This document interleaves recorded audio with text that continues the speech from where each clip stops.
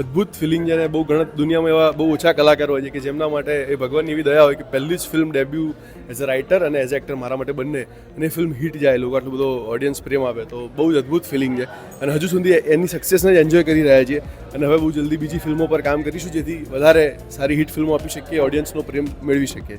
અમને લોકોને બહુ ડર હતો કે સિંઘમ અને ભૂલ ભુલૈયાની વચ્ચે અમારી હાહાકાર કેવી રીતે પરફોર્મ કરશે, પણ ઇન્ડસ્ટ્રીના જેટલા પણ લોકો છે એમનો સપોર્ટ ખૂબ મળ્યો.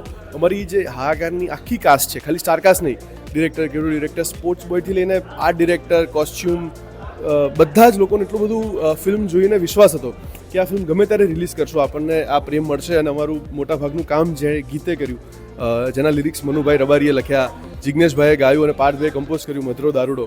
સો વેરી ગ્રેટફુલ કે એ થઈ ગયું. ઘર તો જો હાહાકારના રીતે બોલીએ તો બાગ બગીચા હોય, સુંદર છોડો હોય, પણ એવું હોતું નથી. પણ ઘર તો સરસ ઘર જેવું હોવું જોઈએ. ઘર મળી ગયું કે નહીં? નથી મળ્યું, હું તો હજુ ઘર વગરનો જ ફરું છું. આઈ હોપ જલ્દી મળી જાય 2-4 ફિલ્મો કરીને.